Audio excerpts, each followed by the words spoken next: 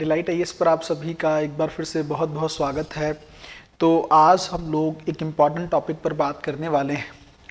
आप लोग जानते हैं यूपीएससी मेंस का रिज़ल्ट आ चुका है। बहुत सारे छात्र उसमें से क्वालिफाई भी हुए हैं और कई ज़्यादातर छात्र ऐसे हैं जो मेंस में आकर रह गए हैं, है ना। हालांकि इसको लेकर हम लोगों ने पहले बात की थी, लेकिन आज मैं एक जनरल आप लोगों को बताने वाला हूं या हम लोग डिस्कस करने वाले हैं इस चीज़ को लेकर कि लोग यूपीएससी मेंस एग्जामिनेशन में जाकर फेल क्यों हो जाते हैं। कौन कौन सी ऐसी कमियां हैं जिन पे आप लोगों को अभी से काम कर लेना चाहिए, जिसके चलते आपके मेंस एग्जामिनेशन में जाके आपको दिक्कत का सामना ना करना पड़े।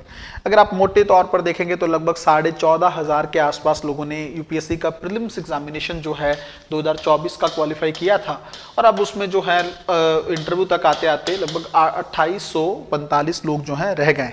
तो लगभग 11,700 के आसपास कैंडिडेट्स जो हैं मेंस एग्जामिनेशन में ही बाहर हो गए हैं। संख्या काफी ज्यादा है, मजबूरी भी है, क्योंकि जितनी वैकेंसी रहती है उसका 3 गुना जो है इंटरव्यू के लिए बुलाया जाता है। अब बात यह है कि चलो फेल तो होना ही है, बट मेरा सवाल ये है कि जो 11,700 बच्चे हैं वो क्यों फेल हो गए और ये क्वालिफाई क्यों कर गए, है ना। इसके अंदर ऐसा कौन सा डिफरेंस इनके अंदर रहा, कौन कौन सी चीजों पे इन लोगों ने काम किया जिसपे ये लोग काम नहीं कर पाए, तो इनको दोबारा से प्रीलिम्स एग्जामिनेशन देना पड़ेगा और ये लोग एक स्टेप और आगे बढ़कर अगर इंटरव्यू में अच्छा परफॉर्म करते हैं तो इनका सिलेक्शन इस बार फाइनली हो जाएगा, है ना। तो सबसे पहले तो मैं आपको एक चीज बताना चाहता हूं। देखो होता क्या है ना कि प्रीलिम्स एग्जामिनेशन में अगर आप लोग मान लो बाहर हो जाते हो, है ना, प्रीलिम्स में ही अगर आप मान लो बाहर हो जाते हो तो आपको अगले साल के लिए प्रॉपर एक टाइम मिलता है ना, 10 से 11 महीने का समय मिलता है। आप उसमें एक प्रॉपर रणनीति से काम कर सकते हो, प्री को लेकर, मेंस को लेकर, ऑप्शनल को लेकर एक अच्छे से काम कर सकते हो आप। बट अगर आप लोग मेंस एग्जामिनेशन में जाकर बाहर होते हो, एक तो क्या है बहुत उम्मीदें हो जाती हैं यहाँ तक आते आते, और यहाँ से बाहर होने का मतलब आपके पास समय ज़्यादा नहीं रहता है, 4-5 महीने प्रीलिम्स के लिए रहते हैं। इसी में आपको मेंस का जो कमियां हैं उस पर काम करना है और इसी टाइम पीरियड में आपको नेक्स्ट प्रीलिम्स एग्जामिनेशन के लिए काम करना है और थोड़ा बहुत इंटरव्यू को भी देखना है। तो इसलिए बेटर तो ये है कि यहाँ वाला सेगमेंट हो जाना चाहिए। लेकिन मेन ये है कि अगर मैं आपको जो चीज़ बताने का प्रयास कर रहा हूं कि मेंस एग्जामिनेशन में जाके जो हैं आप लोग किसी भी तरीके से बाहर ना हो, वहां जाकर आपको सिर्फ और सिर्फ इंटरव्यू का ही रास्ता देखना पड़े, ऐसी कौन सी चीजें हैं उसको लेकर हम लोग थोड़ा सा बात करते हैं। सबसे पहले तो आप ये देखो कि मेंस रहने के सबसे बड़े कारण क्या है ना। मैं आपको बताता हूँ, जितना भी मैंने बच्चों से बात की है या जो जितने भी इनपुट्स निकल के आए हैं या जो पर्सनली मैं चीज़ें महसूस करता हूँ वो ये है कि देखो पहली चीज़ तो ये है कि आपका जो वैकल्पिक विषय है ना, मैंने इसको टॉप पे रखा है। वैकल्पिक विषय जो है ये प्रॉपर तरीके से रेडी नहीं होता है। बहुत सारे बच्चों के 150, 200 है ना, इसके आसपास के नंबर रह जाते हैं ऑप्शनल में।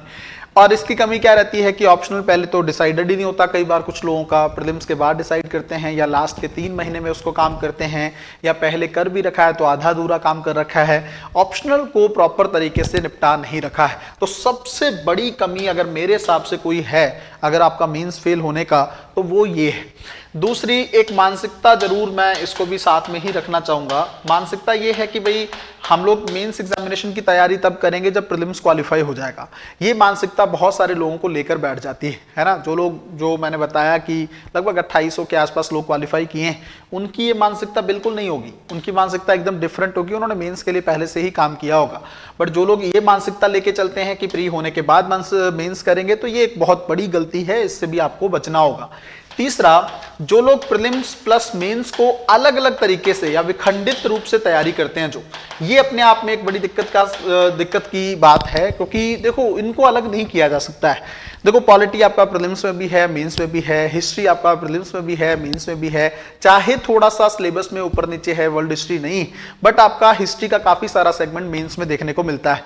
कल्चर आपका प्री में भी है, ज्योग्राफी आपका प्री और मेंस दोनों में है, तो ये हमें देखना होगा। इवन आईआर वाला सेगमेंट अगर आप देखोगे तो आपको प्री मेंस दोनों में देखने को मिलेगा। इकोनॉमिक्स वाला एक बहुत बड़ा सेगमेंट, इन्वायरमेंट का एक बहुत बड़ा सेगमेंट, ये आपको प्री और mains, even science and technology वाला सेगमेंट भी आपको प्री मेंस में दिखेगा। जब इतना सारा सिलेबस जो है वो समान है या सिमिलर है, तो फिर आप इन दोनों को अलग कैसे तैयारी कर सकते हो। तो इसका मतलब ये है कि जब आप पॉलिटी को पढ़ रहे हो या प्रीलिम्स के लिए पढ़ रहे हो, उसी टाइम पीरियड में आपने मेंस एग्जामिनेशन को तैयार किया हो, ये बहुत ज्यादा चीज ध्यान में रखने की जरूरत है। चौथी चीज जो मुझे सबसे ज्यादा और भी इंपॉर्टेंट लगती है वो है आपका एस्से का पेपर, है ना। बहुत सारे लोग प्रीलिम्स के बाद एसए को लेकर थोड़ा सीरियस होते हैं या इस सब पे काम करते हैं, तो ये थोड़ा सा पहले करना होगा आपको, है ना। एसए को लेकर क्या करना है, सोचने की प्रवृत्ति अपने अंदर लानी।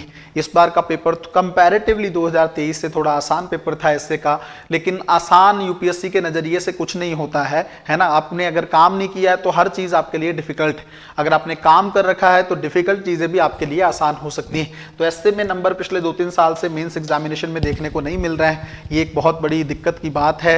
24 को लेकर अभी मार्कशीट्स आई नहीं है, तो मे बी उससे आइडिया लगेगा क्या सच में यूपीएससी ने थोड़ा बहुत एसए में हाथ को थोड़ा लिबरल किया है, मार्क्स मिल रहे हैं, या अभी भी हालात वैसे ही बने हुए हैं। तो ऐसे को इग्नोर करना अपने आप में एक बहुत बड़ी समस्या हो सकती है। हिंदी माध्यम के लिए एक चीज और भी हो सकती है कि इंग्लिश क्वालिफाइंग पेपर जो है उसको इग्नोर मारते हैं, नजरअंदाज करते हैं। जैसे सीसेट आपका प्रीलिम्स में इग्नोर रहता है प्री वाले पेपर में, उसी तरीके से इंग्लिश क्वालिफाइंग पेपर को इग्नोर कर देते हैं। 75 नंबर चाहिए वहां पे, लेकिन 75 कम नहीं है, 300 में 75 नंबर लेना है आपको। तो इसका मतलब अंग्रेजी पे थोड़ी बहुत कमांड होनी चाहिए। अगर आपने अंग्रेजी को लेकर अच्छे से काम नहीं कर रखा है, तब भी आपको बहुत बड़ी समस्या का सामना करना पड़ सकता है। एक चीज और मुझे लगता है जो मेंस एग्जामिनेशन में कमी का कारण बनती है, वो ये है कि आपने ना जो छोटे छोटे सब्जेक्ट है ना, छोटे छोटे जो विषय हैं उनको नजरअंदाज कर रखा है। आप लोग बड़े सब्जेक्ट पे ध्यान दे रहे हैं, पॉलिटी कर रहे हैं, हिस्ट्री कर रहे हैं, ज्योग्राफी कर रहे हैं, बट आप डिजास्टर मैनेजमेंट पर ध्यान नहीं दे रहे हैं, आपदा प्रबंधन पर, आप भारतीय समाज पे ध्यान नहीं दे रहे हैं, है ना, सामाजिक न्याय पर ध्यान नहीं दे रहे हैं, आपने आईआर को थोड़ा नजरअंदाज कर रखा है, आप गवर्नेंस को बिना पढ़े चले गए हैं, है ना। आप लोग इन सब चीजों को अगर नजरअंदाज करेंगे तो फिर तो बड़ी दिक्कत हो जाएगी। छोटे छोटे कुछ सब्जेक्ट हैं जिनको लेकर, जैसे इंटरनल सिक्योरिटी एक सब्जेक्ट है, 3 से 4 सवाल आते हैं, वैसे डिजास्टर मैनेजमेंट में सवाल आते हैं, समाज में अच्छा खासा पोर्शन पूछा जाता है, आईआर में 2-3 सवाल आते हैं। तो ऐसी कंडीशन में आप अगर इन छोटे छोटे सब्जेक्ट को छोड़ देंगे तो ये छोटे छोटे मिलकर आपके लिए बहुत बड़ी समस्या को क्रिएट कर लेंगे, है ना। तो इसलिए इन छोटे छोटे सब्जेक्ट को भी नजरअंदाज नहीं किया जाना चाहिए। और उससे जो इन सब चीजों का एक क्रक्स है, निचोड़ है, वो है कि आपने आंसर राइटिंग को बिल्कुल भी ध्यान में नहीं रखा है ना। कुछ बच्चे हैं जो प्री के बाद ही पहला आंसर लिखते हैं, तो ये तो बहुत ही बड़ी दिक्कत की बात है। आप कम से कम अच्छे खासे आंसर्स जो हैं मेंस में जाने से पहले लिख के जाएं और उनको एक प्रॉपर जगह से इवैल्यूएट करवाएं। अगर आपने आंसर राइटिंग अच्छे से नहीं कर रखी है, आपको पता ही नहीं है क्या इंट्रो करना है, क्या कंक्लूड करना है, शब्द सीमा के अंदर आंसर्स को कैसे लिखना है, अगर आपने इसको लेकर लगातार वर्क नहीं किया है तो फिर तो आप मान के चलिए, देखो मेंस का मतलब ही आंसर राइटिंग है। मैं अगर आपको कहूँ ना, मेंस में आंसर राइटिंग में, अब देखो चैलेंजिंग क्यों है मेंस एग्जामिनेशन, क्योंकि देखो एक तो समय पे लिखना है, सबसे पहली चीज तो लिखना है। प्री में क्या ऑब्जेक्टिव है, मेंस में लिखना है। दूसरी चीज समय के अंदर लिखना है, समय की एक सीमा है उसके अंदर लिखना है। और तीसरी और सबसे इंपॉर्टेंट चीज अच्छा लिखना है। जब तीनों चीजें ही करनी है और पैरेलल करनी है तब तो बिना आंसर राइटिंग के हो ही नहीं पाएगा। और जब तक आपका आंसर किसी अच्छे जगह से चेक नहीं हुआ होगा तब आपको बड़ी दिक्कत का सामना करना पड़ेगा। तो ये कुछ समस्याएं हैं जिसको लेकर आपको काम करने की जरूरत है, वरना आपको भी आने वाले समय में मेंस एग्जामिनेशन में फेलियर का सामना करना पड़ सकता है। मैं तो ये चाहता हूं कभी भी किसी बच्चे को ये फेस ना करना पड़े। अगर किसी ने इन सब पॉइंट्स पे काम नहीं किया तो फिर आपको फिर से दिक्कत हो सकती है। मिलते हैं अगली वीडियो में, तब तक अपना ध्यान रखें, अपनी पढ़ाई को बहुत अच्छे तरीके से करते रहें। बहुत बहुत धन्यवाद।